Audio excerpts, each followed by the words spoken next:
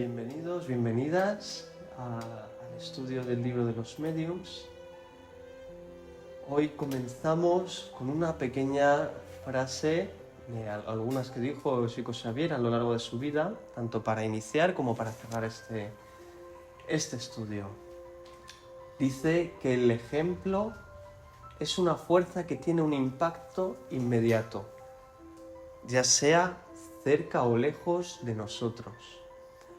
No podemos responsabilizarnos de lo que los otros hagan con su vida, que cada persona es libre de hacer lo que quiera consigo misma. Pero no podemos negar que nuestras actitudes inspiran actitudes, ya sea para bien o para mal. Bueno, pues este ilustrado medium, querido por brasileño, ¿no? Nos lleva un poco a reflexionar, ¿no? De la mano de lo que estábamos hablando antes. Esta forma de ordenarnos. Si nosotros nos ordenamos, estamos activamente. No tenemos que decirle a los otros qué hacer, ¿no? Tenemos simplemente que cumplir y ejemplificar, y eso ya sabemos cuando vemos a los niños, ¿no? que ellos van a copiar esas acciones, esos ejemplos. Y no por mucho que les digas algo, si les estás gritando, pues van a copiar los gritos. Entonces, como espíritas, si enseñamos caridad, la gente, la sociedad, las personas que toquemos van a imitar la caridad porque van a empezar a resonar y a imitarlo. Porque al final es que es gustoso, ¿no? Bueno, pues vamos a revisar algunos puntos. Empezamos así cogiendo una frase del punto 72 para refrescar, ¿no? Hace 2 semanas estábamos tocando estos 2 puntos y decía que una vez que ha sido demostrada la existencia de los espíritus por medio del razonamiento y de los hechos, así como su posibilidad de actuar sobre la materia, se trata ahora de saber cómo se opera esa acción y cómo proceden ellos para hacer que las mesas y los otros cuerpos inertes se muevan. Bueno, ciertamente ya hemos visto, ¿no? En largo y tendido cómo existen estos espíritus. ¿Por qué? Primero, bien razonándolo, y finalmente llegamos a estos hechos, a estos fenómenos, que también seguimos razonándolos, y entonces aquí vamos a ver cómo proceden ellos. Sí.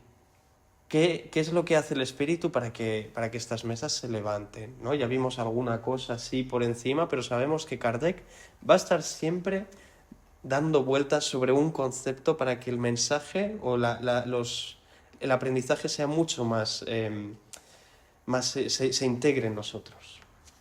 Continuamos en el punto 73. Entonces, hablábamos de que lo que accionaba era el periespíritu, es decir, este cuerpo semimaterial del cual se reviste el espíritu. Este periespíritu tiene algunas cualidades. Sabemos que tiene forma humana, que tiene propiedades semimateriales, entre otras, ¿no? Pero entonces, ¿para qué va a necesitar un medium? Pues esto es lo que vamos a empezar a ver hoy. Cerraba en el punto 73, dice: dejemos en primer lugar que hablen los espíritus a quienes hemos interrogado sobre esta cuestión. No va a hablar Kardec, no va a hablar ninguno de los mediums, no va a hablar ninguno de los científicos ni filósofos, no, están hablando los espíritus, a los que se les ha interrogado, se les ha hecho unas preguntas. Ha habido un diálogo con ellos, ¿no? Ya vimos algunos de los métodos que usábamos, como la psicografía para comunicarnos, a través de otros métodos, al principio más vastos, con las mesas parlantes, y que se fueron elevando y haciendo más sutiles y más rápidos. Entonces, ya comenzando con el punto que nos toca hoy, dice que el Espíritu San Luis nos dio las siguientes respuestas y muchos otros las confirmaron posteriormente. Bueno, ¿quién es San Luis? No, nos preguntaremos, porque va a ser realmente un espíritu muy relevante dentro de toda la codificación, Pues es que no aparece solo en el libro de los mediums, aparece a lo largo de los 5. Entonces vamos a profundizar. San Luis se identificó en el espiritismo como el rey Luis IX de Francia. Fue un monarca célebre por su justicia y piedad, canonizado por la Iglesia Católica. Según la codificación espírita, tras su vida terrenal, continuó su evolución espiritual hasta convertirse en un espíritu superior o un espíritu bueno, es decir, moralmente adelantado, aunque no aún puro. Pues esto sabemos que es la primera categoría. Estaría en esta segunda, ¿no? En los espíritus buenos, espíritus superiores. Dentro del movimiento espírita, fue designado como el presidente espiritual de la Sociedad Parisiense de Estudios Espíritas, encargado de velar por la seriedad y la armonía de las sesiones. Como él mismo afirmó, es un deber de mi misión no abandonar al director de la sociedad que está bajo mi protección. Este texto en concreto se encuentra en la Revista Espírita de noviembre de 1860. Su papel doctrinario fue esencial en la consolidación del espiritismo, pues San Luis formó parte del grupo de espíritus superiores que han dictado esta obra. Así pues, en el libro de los espíritus está escrito, ¿no? Esto aparecen San Agustín, San Luis, Fenelón, Platón, entre otros, y dice que también pues desde esta función San Luis transmitía mensajes que aseguraban la pureza moral del contenido y orientaba el trabajo de Kardec, de quien fue guía y protector directo. Esta pureza moral iremos viendo cómo se analizaban estos mensajes, ¿no?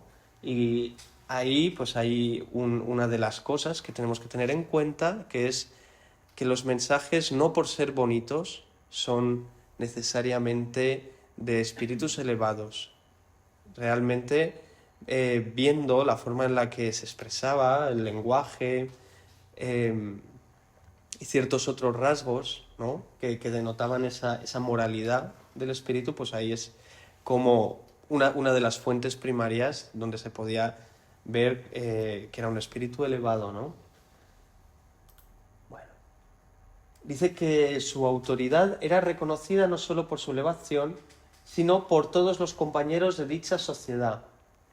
En la Revista Espírita de mayo de 1862 hay una carta, dos años antes de que fallezca el señor Sansón. Era uno de los compañeros que frecuentaba este centro.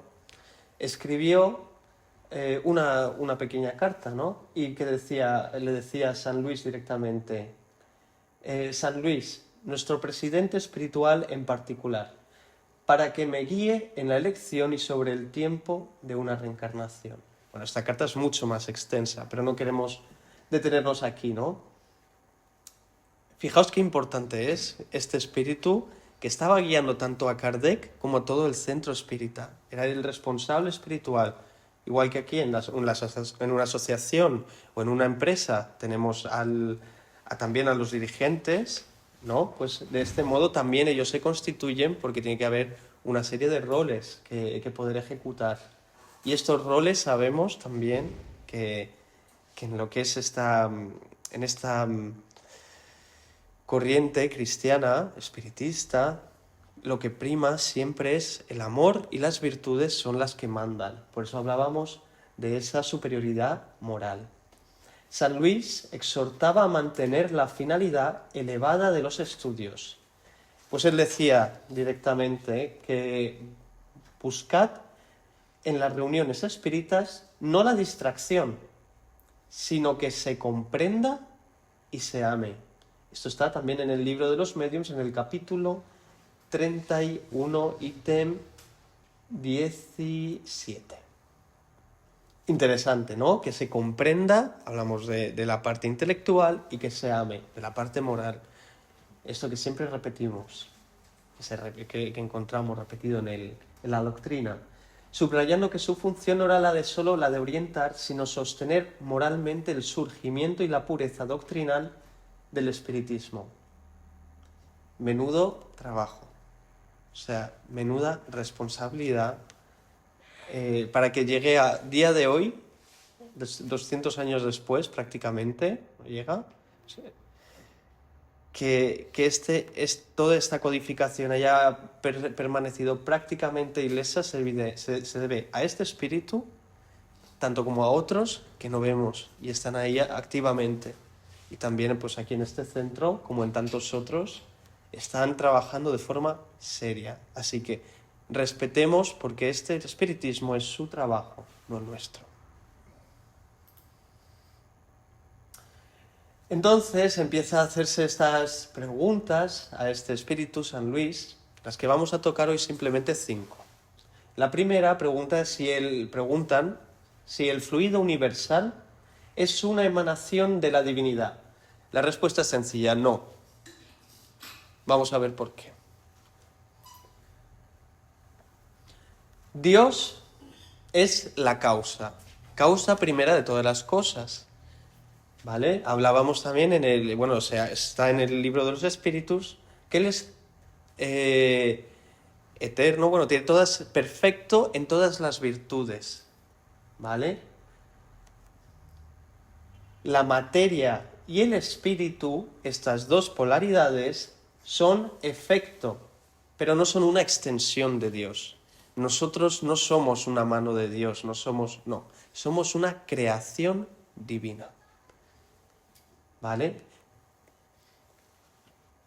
Ahí vamos a proseguir, vamos a ir viendo esto con más detenimiento. Pues es que, dice en la segunda cuestión, entonces, ¿es una creación de la divinidad? Dice, sí, todo es creado excepto Dios.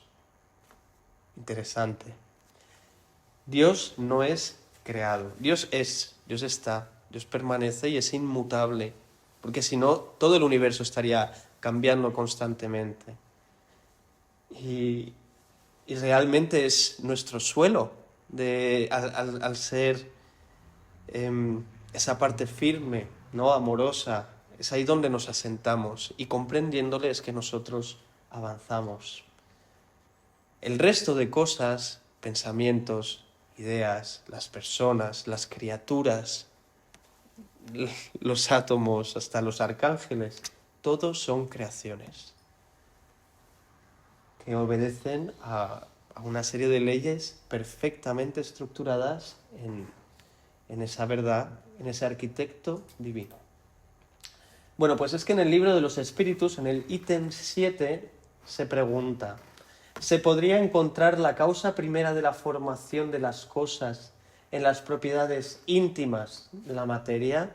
Pues es que estamos preguntándonos acerca del fluido, de este fluido universal. Y aquí, pues, ¿cómo va a haber esta causa primera en la materia? Pues dicen los espíritus.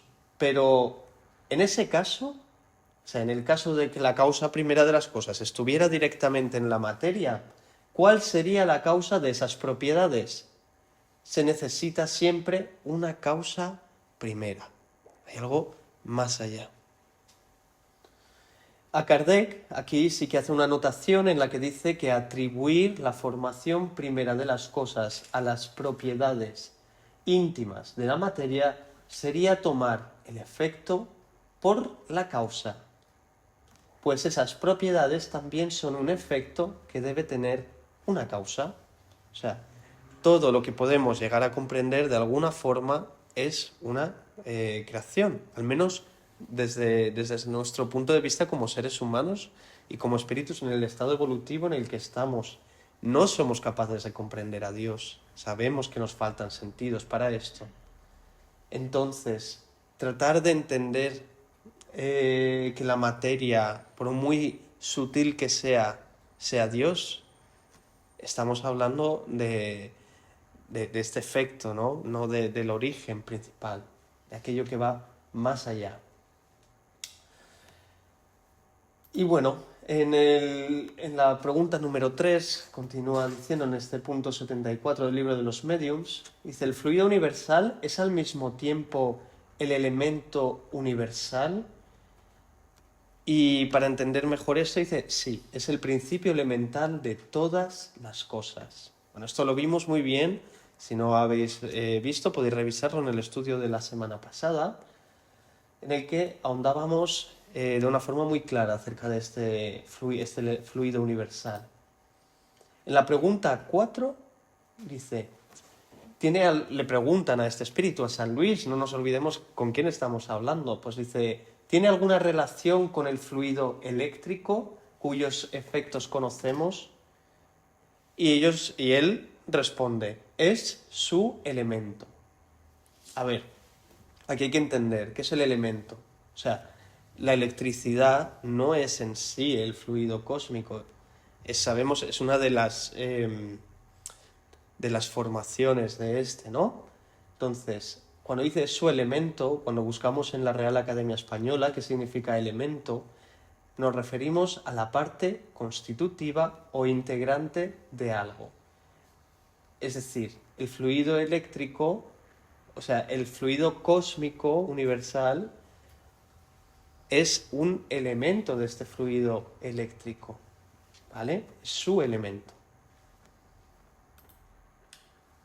Y finalmente, ya pues cerrando, vemos en la pregunta 5, ¿cuál es el estado en el que el fluido universal se nos presenta en su mayor simplicidad? Dice así San Luis que para hallarlo en su simplicidad absoluta sería preciso que nos remontáramos hasta los espíritus puros. Qué bueno, ¿no? O sea, para nosotros tendríamos que llegar a ese conocimiento que está bastante lejos, sabiendo que estamos más cerca de los espíritus o estamos como espíritus imperfectos, aún encarnando. Entonces, comprender esto no tendríamos que llegar hasta ese nivel. O sea, a la primera, al primer orden de espíritus, que es el más elevado, ¿no? Dice que en vuestro mundo, en esta planeta Tierra, siempre se haya más o menos modificado para formar la materia compacta que nos rodea. No obstante, podéis decir que el estado en el que se encuentra más próximo a esta simplicidad es el del fluido que denomináis fluido magnético animal. Bueno, si os acordáis, aquellos que estuvisteis, y si no, pues ahora se explica, cuando damos, por ejemplo, un pase magnético, nos acordamos que habían dos fluidos principales. Estaba el fluido magnético animal, que es el que nosotros emanamos al estar encarnados en este cuerpo, ¿no? Incluso nuestro perispíritu, que está más densificado, y luego está este fluido mucho más espiritualizado, elevado, ¿no? Que es el de estos espíritus que ayudan al centro, ¿no? O sea, ese espíritu ya no es el animal, no es el espíritu magnético animal en sí, al final nos está proporcionando la vida física, es el fluido que permite que la vida orgánica se manifieste, ¿no? Bueno, pues hasta aquí dejaríamos entonces el estudio de hoy, entender o volver a repasar un poquito por encima, simplemente esto, que este fluido no es Dios, que este fluido es... lo que vamos a entender es que se transforma y es lo que percibimos como materia, ¿no? De alguna forma. Y bueno, pues cerrar con una pequeña... Hemos entendido también el papel, sobre todo, que quizás es muy, muy relevante, entender también esta relación entre el Espíritu San Luis con el Centro Espírita de París. Y finalmente, pues cerrar con esta, igual que hemos abierto con Chico, volvemos a cerrar con esta frase que dice que hoy es tu mejor oportunidad. No te angusties por el pasado ni te preocupes por el futuro.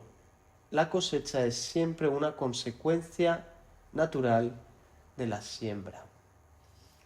Hablábamos al principio de que es necesario ordenarnos, que es necesario establecer esa conexión con Dios, con con la espiritualidad, con el conocimiento también que nos están dando para esta era, ¿no? En la necesidad de moralizarse.